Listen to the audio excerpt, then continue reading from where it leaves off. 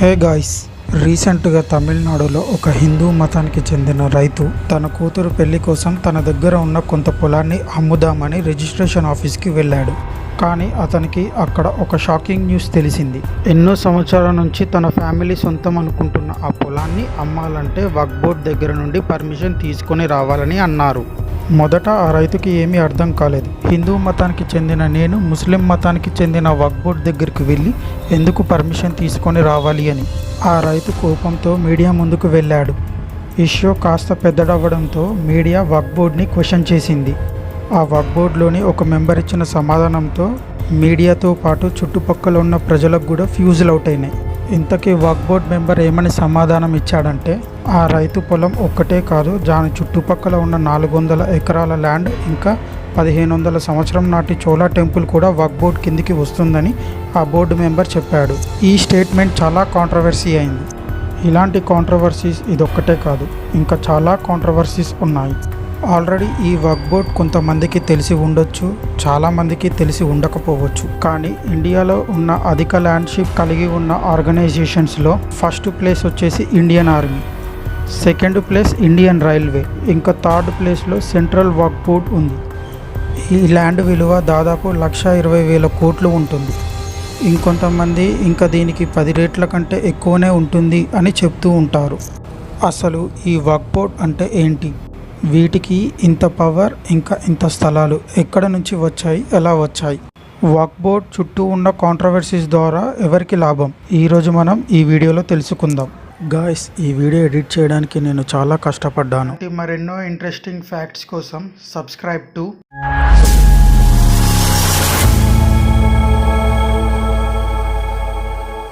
First వక్ఫ్ board గురించి తెలుసుకునే ముందు వాక్ అంటే ఏంటో తెలుసుకుందాం. వాక్ అనేది ఒక డిక్టేషన్షిప్. అంటే మీకు అర్థం కావడం కోసం చాలా సింపుల్గా చెప్తాను. వాక్ అనే దాని అర్థం ఏంటంటే, ఇస్లాంని నమ్మే ఎవరైనా ఒక ప్రాపర్టీని అల్లా కోసం కానీ చారిటీ కోసం కానీ డొనేట్ చేస్తే దానిని వాక్ అంటారు.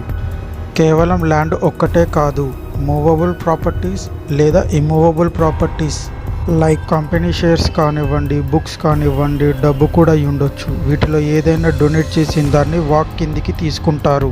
ఫర్ ఎగ్జాంపుల్, ఇప్పుడు ఒక ప్లేస్ని డొనేట్ చేస్తే ఆ డొనేట్ చేసిన దాన్ని ఆర్గనైజేషన్గా మార్చొచ్చు, లేదా డబ్బు డొనేట్ చేసి దాన్ని పేదవాళ్ళకు సహాయం చేయడం లాంటివి వాడచ్చు. ఈ వాక్కి కొన్ని రూల్స్ ఉన్నాయి. ఒకటి, డొనేట్ చేసే వ్యక్తి ముస్లిం అయి హెల్దీ మైండ్తో మేజర్ అయి ఉండాలి. రెండోది, డొనేట్ చేసే వ్యక్తి తన సొంత ప్రాపర్టీ మాత్రమే డొనేట్ చేయాలి, వేరే వాళ్ళ ప్రాపర్టీని డొనేట్ చేయడం కుదరదు. ఒకవేళ ఏ ఏరియా అయినా వాక్ కిందికి మారితే దాన్ని తిరిగి తీసుకురావడం వీలుండదు.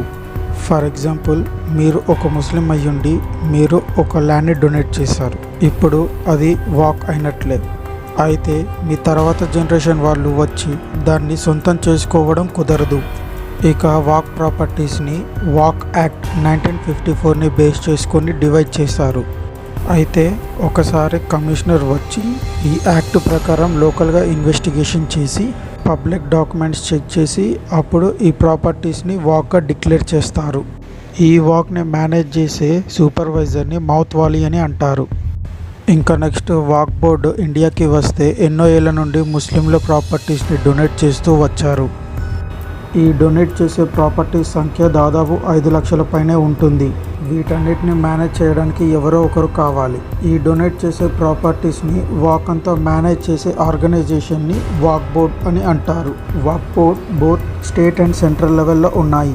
సెంట్రల్ లెవెల్లో ఉన్న వక్ఫ్ బోర్డ్ని సెంట్రల్ వక్ఫ్ కౌన్సిల్ అని అంటారు. ఇండియాలో ఉన్న ముస్లిమ్స్కి చెందిన mausoleum, burial ground, public library, orphanages అన్నీ ఈ వక్ఫ్ బోర్డ్ కిందికే వస్తాయి. ఈ వక్ఫ్ బోర్డ్ నుంచి వచ్చే రెవెన్యూ కూడా వక్ఫ్ బోర్డ్సే మేనేజ్ చేస్తూ వస్తాయి. ఇంకా స్టేట్ వక్ఫ్ బోర్డ్స్ ఒక పని వచ్చి ఆ జోన్ డిక్షన్లో ఉన్న వాక్ ప్రకారం ప్రాపర్టీస్ అన్నిటిని మేనేజ్ చేస్తూ వస్తాయి. స్టేట్లో ఉన్న వాక్ ప్రాపర్టీస్కి కేర్ టేకర్ని అపాయింట్మెంట్ చేయడం, ప్రాపర్టీస్తో వచ్చే రెవెన్యూని ఆడిట్స్ చేయడం, అకౌంట్స్ చూసుకోవడం, ఇలాంటివి స్టేట్ వక్ఫ్ బోర్డ్ చూసుకుంటూ ఉంటాయి. అయినప్పటికీ హెడ్గా సెంట్రల్ వక్ఫ్ కౌన్సిల్లే ఉంటుంది.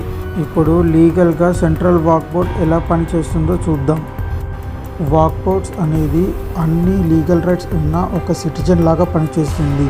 అంటే ఒక నార్మల్ పర్సన్కి ఎలా అయితే తనకి ఉండే రైట్స్ ఉంటాయో అలానే వాక్ బోర్డుకు కూడా సేమ్ రైట్స్ ఉంటాయి.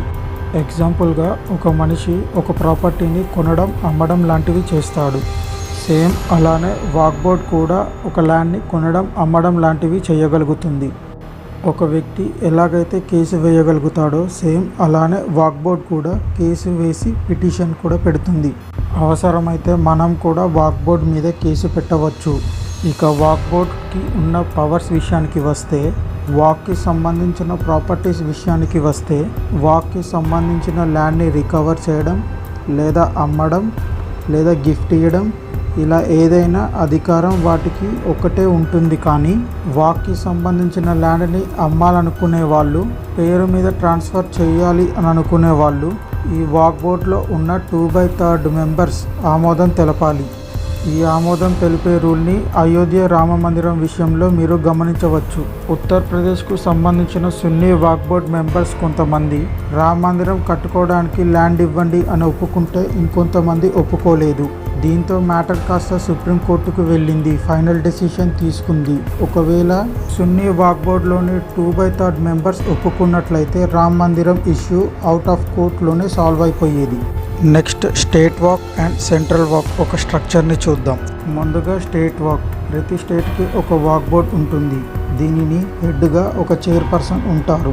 స్టేట్ గవర్నమెంట్ అపాయింట్ చేసి ఇద్దరు నామినేషన్, ఇంకా ఆ స్టేట్లోని ముస్లిం ఎమ్మెల్యే, ఎంపీ, స్టేట్ బార్ కౌన్సిల్లోని ముస్లిం మెంబర్స్, స్టేట్లో బాగా పేరు ఉన్న ఇస్లాం స్కాలర్ ఉంటారు. ఇక సెంట్రల్ వాక్ కౌన్సిల్కి వస్తే ఇది మినిస్ట్రీ ఆఫ్ మైనారిటీ అఫైర్స్ కింద పనిచేస్తుంది. వాక్ 1954ని బేస్ చేసుకొని 1964లో సెంట్రల్ వాక్ కౌన్సిల్ని స్థాపించారు. ఈ వీడియో మీరు ఇంతవరకు చూసారంటే ఎంతో కొంత నచ్చే ఉంటుంది. ఒక ఫ్రీ సబ్స్క్రైబ్ చేస్తే నాకు చాలా హెల్ప్ అవుతుంది. ఆల్రెడీ సబ్స్క్రైబ్ చేసి ఉంటే థ్యాంక్ యూ సో మచ్. ఇంకా వీడియోలోకి వెళ్దాం.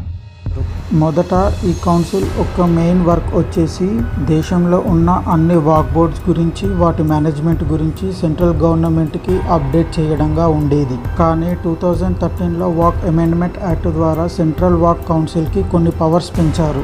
2013 నుంచి సెంట్రల్ గవర్నమెంట్కి, స్టేట్ గవర్నమెంట్కి వాక్ బోర్డ్ సజెషన్స్ చేయడం మొదలుపెట్టింది. అంటే ఇన్వాల్వ్ అయ్యే పవర్ సెంట్రల్ వాక్ కౌన్సిల్కి వచ్చింది. సెంట్రల్ వాక్ కౌన్సిల్లో మొత్తం 20 మెంబర్స్ ఉంటారు. వీరిని సెంట్రల్ గవర్నమెంట్ అపాయింట్ చేసింది. వీరికి చైర్పర్సన్గా యూనియన్ మినిస్టర్ ఒకరు ఉంటారు. ఇంకా స్టాటిస్టిక్స్ విషయానికి వస్తే ఇండియాలోని registered places and non registered ప్లేసెస్లో దాదాపు 8 లక్షలకి పైగా ఉంటాయి. ఇంకా 30 వాక్స్ ఉన్నాయి. కానీ కొన్ని ప్లేసెస్లో ఈ వాక్ బోర్డ్స్ అనేటివి లేవు. లైక్ గోవా, అరుణాచల్ ప్రదేశ్, మిజోరాం, నాగాలాండ్ అండ్ సిక్కిం లాంటి స్టేట్స్ మాత్రమే మేనేజ్ చేయడం లేదు. అయితే 2019 స్టాటిస్టిక్స్ ప్రకారం 16,084 వాక్ ప్రాపర్టీస్ని గవర్నమెంట్ వాళ్ళు, పబ్లిక్ వాళ్ళు అని తేడా లేకుండా ఆక్రమణ చేశారు. ఈ ల్యాండ్ వాల్యూ దాదాపు 1,200 కోట్లు ఉంటుంది అని అంచనా. ఆక్రమణ మరి ఎక్కువ అయిపోయింది. గవర్నమెంట్, ప్రజలు చేసే ఆక్రమణ ఒక ఎత్తు అయితే వాక్ బోర్డ్ చేసే ఆక్రమణ మరో ఎత్తు. కేవలం ముస్లిం ల్యాండ్స్ ఒక్కటే కాదు, హిందూ, క్రిస్టియన్ ల్యాండ్స్ కూడా వాక్ కిందికి మార్చేస్తున్నారు. ఇండిపెండెన్స్ తర్వాత చాలా మాన్యుమెంట్స్, ఏఎస్ఐ అంటే ఆర్కియాలజీ సర్వే ఆఫ్ ఇండియా, వీటి చేతిలోకి వెళ్ళాయి.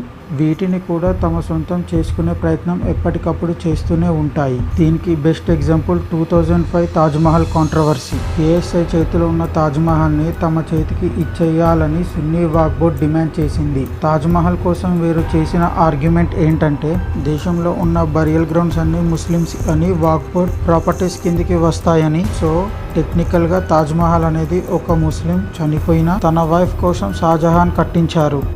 సో లాజిక్ ప్రకారం అది వీర సొంతం అవ్వాలి అని సుప్రీంకోర్టులో కేసు వేశారు. కానీ కోర్టులో కేసు ఓడిపోయారు. అయోధ్య రామ మందిరం విషయంలో కూడా ఇలానే జరిగింది. అక్కడ బాబ్రీ మసీద్ ఉండేది కాబట్టి అది వాక్ ప్రాపర్టీ అని సున్నీ సెంట్రల్ వాక్ బోర్డ్ కౌన్సిల్ ఏళ్ల పాటు వాదించింది. సున్నీ వాక్ బోర్డ్ తలుచుకుంటే ఎప్పుడో రామ మందిరం డిస్ప్యూట్ని సాల్వ్ చేసేది. కానీ ఏళ్ల పాటు ఈ డిస్ప్యూట్ని సాగుతూ వచ్చింది. చివరకు సుప్రీంకోర్టు కలుగజేసుకొని అయోధ్యలో ల్యాండ్ని రామ మందిరంకి అలొకేట్ చేసింది. ఇంకా ఇంకా సున్నీ బోర్డుకి అయోధ్యలోనే వేరే ప్లేస్లో 5 ఎకర్స్ ల్యాండ్ని మసీదు కట్టుకోవడానికి అలొకేట్ చేసింది.